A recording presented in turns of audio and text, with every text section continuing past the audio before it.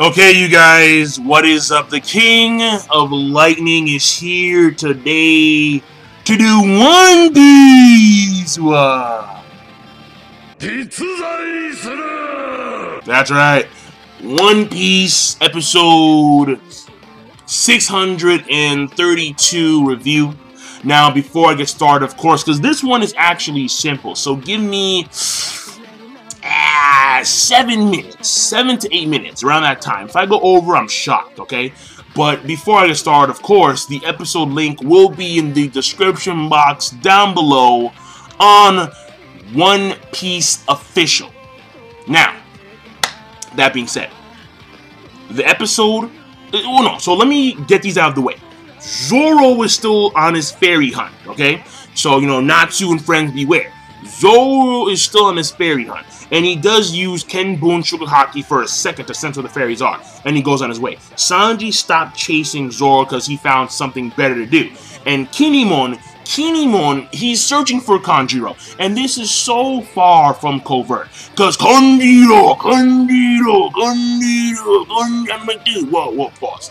He's clearly gonna get attention, and lo and behold, he gets attention from the wrong guys. He's being watched, he's being Hawkeye. Mihawk ain't here. If he was, it'd be over. Alright? If Mihawk was here, it doesn't matter what's going on. Mihawk swing over. But he's not here. And not only is Kinemon getting Hawkeye, but also Sanji is too. There's some dude in a trash can watching Sanji. He has a sore on his back. I don't know what's going on there, but we'll see. I'll get to that. No, well, Sanji I'll get to later. The two main parts of the episode are Luffy and Franky and Sanji, alright? We don't get to see what Law's doing, we don't get to see what Nami's doing, so we don't know what's going on there, okay? And the guy in the purple is actually in the Coliseum right now. But the Coliseum, very simply put, again, the Mermaid Nomi is the main prize, and they're going to be guys taking part in the Coliseum. We do get to see names of the Kyoto family members that are actually that are going to take part in the actual Coliseum. And we have Dillinger, there is Mock Vice, there is Lao G, there is Senor Pink. And the thing is that the anime cats, they don't know. They don't know about Senor Pink. Yo, son. Okay, but let's move on. And of course, the main guy, Diamante. And actually, I want to point this out. When it came to the manga, Diamante was one word. When it comes to the actual anime, there is a clear distinction between the Dia and the Monte. So there's a clear distinction of wording here, which I thought was, you know, fascinating, but not a big deal. Now, there was one scene here that threw me off. After Franky and the guys are playing Roughhouse with this fodder guy, and they learn, and you know, like he reintroduces, or he talks about the Duffruit cycle, and we all know about it. The essence flies off. Whether it be like an orange, pear, grape, kiwi, I don't really know, pineapple, it just goes somewhere where it prefers to be. And then someone eats that same fruit and they gain the powers. And after Franky and Luffy are playing Roughhouse, and I love this Franky, okay? This Franky, to me, is far superior than the robot-loving, you know, Gundam Franky. Like he's Master Asia, undefeated in the Grand Line or something. It's always gonna be, always, the dirty scumbag underground boss of Water 7. Always gonna be over Mr. Gundam Seed over here, alright? Mr. Asran Zala. So, oh, God forbid, sets it up. Ugh, I fucking hate that guy. Alright. I like Lock On, but Sets in FC, fuck him. Because he's such a knockoff of Hero Yui. I'm like, oh, jeez. All right, let's move on. The thing here is this, though. Argo goes. I can't believe fucking Argo Goski. All right, let's move on, man. Enough Gundam talk, because I'm going off time here. Basically, there was a scene where Luffy, he's like staring at Franky. He's like, Franky, like. Because he finds out Coliseum, like, I want the Mermaid Nomi. Franky. Franky's like, yeah. I'm like, what the fuck is this? Like, it was just weird. Because it's like Luffy was like, it was if he was looking at Franky for permission. It's like, bro, you're the captain. Go. They follow you. You don't follow them. So, whatever. The thing here is that obviously, when it comes to the main people, they're split apart, alright? I think Franky's the only guy right now that's actually focusing on the factory. Luffy, Mary no Mi, Sanji, Violet, Zoro, Fairies, and Kinemon, Kanjiro, and then that's it. So, let's move on to just that, alright? Let's move on to Sanji and Violet. Because this to me I thought was hilarious, right? For some reason, I remember when Norman was talking about romance. And like, there's this certain romance that goes on in One Piece. That's not typical romance. It's not between a boy and a girl, or a man and a woman, or even a man and a girl and a girl. No. The romance that goes on typically in One Piece is the romance of adventure.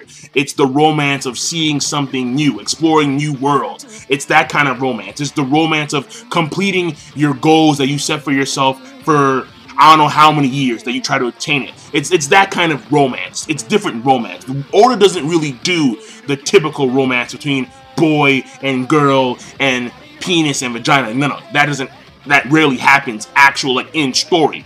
Aside from flashbacks. I mean, flashbacks, yeah, like you get those quite a bit. But, like for example, in the main crew. Oh, and by the way, Toy Soldier, Angry Thunder, Angry Lightning. He's not a lightning guy, so fuck him. He's a faker. But the Angry Lightning Toy Soldier, he's in the Coliseum, and Luffy's gonna actually hop in there. And apparently, the Toy Soldier says that the criminals have amnesty in the Coliseum. No one of law or importance can actually hop in the Coliseum and arrest people. That's not possible. And these police officers, by the way, they sucked ass. These guys were the worst police officers I've ever seen in my entire life. They were shooting in open crowds. They were shooting in open crowds. There could have been a kid that got shot in the head. So if these guys were shooting bullets in an open crowd and a kid got shot in the head, are you kidding me? That's fucking terrible. These guys are the worst cops I've ever seen in my entire life. Period, bar none. There's no exception. That's the way it is. But, the thing here is this, alright? When it comes to Sanji and Violet, you can clearly see that, like, there's something going on there. And it's been a while, because this guy, he's been starving, alright? He's been cock-blocked for damn years. There's been, like, this impenetrable wall in front of his dick. And finally, on Dressrosa, he's able to actually crack the wall a little bit. And he gets somewhere, which is fantastic, alright? The island of love and passion. So, thumbs up for Sanji. The thing here is this, though. The thing here is this. Will this actually be sustainable, right? Will this romance that Oda is never known for doing, will it be sustainable? And the answer is probably no.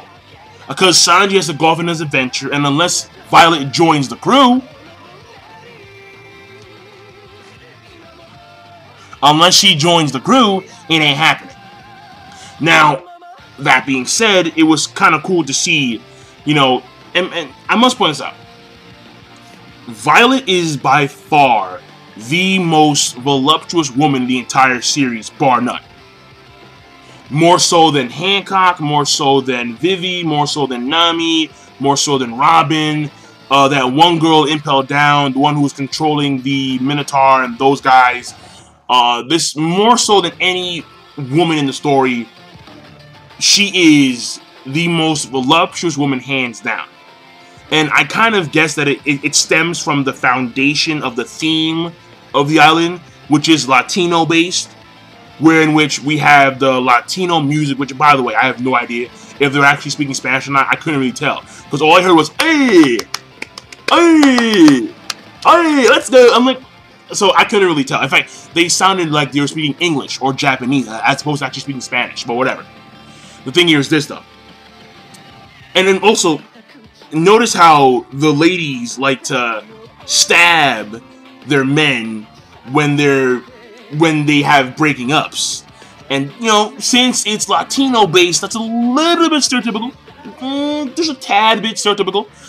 But regardless, you know, they're all rocking blades and just saying, but either way, the thing here is that I do like where it's going with Sanji and her right now.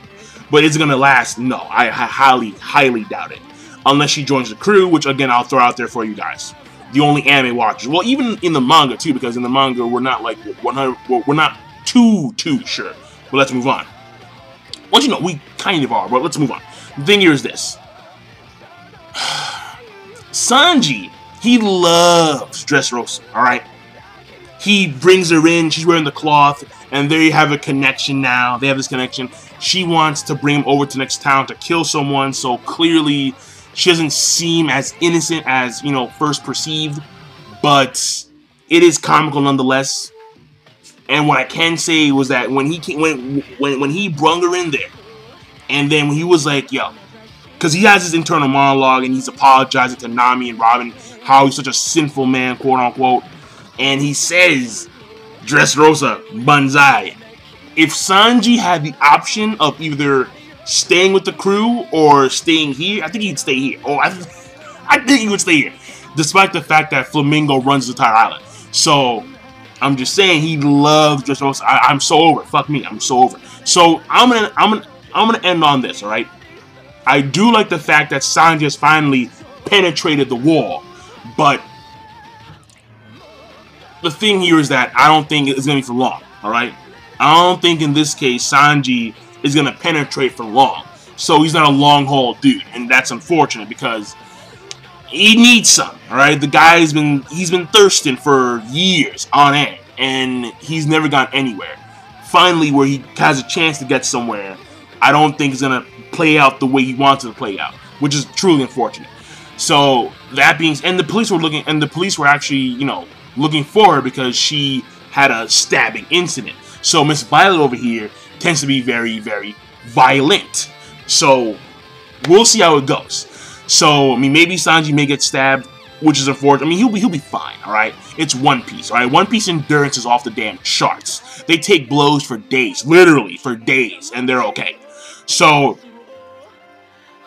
actually, when you think about it, they can fight and not only take blows for days, but they can fight without taking shits for days too. Like they can keep that shit in for 10 days. Aokiji Nakainu. No. Let's not get into it. I'm done. King of Lightning. Be sure to, of course, rate the video, comment, and subscribe as always.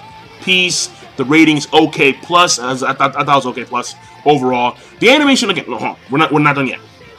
The animation, I do like the fact that it's a nice change in comparison to Punk Hazard. Punk Hazard, it was gloomy. There was blizzards on one side, volcanic ash on the other side, and it seemed very gloomy. It seemed very, like, it wasn't like a nice and vibrant, colorful place like Dressrosa is. Dressrosa is nice, it's colorful, it's vibrant. It really sticks out when it comes to the background animation. The actual character animation, it requires work. It really, really does. So, okay, yeah, but now I'm done. King of Lightning, again, OK plus. I will see you guys later. Peace. Have a nice day.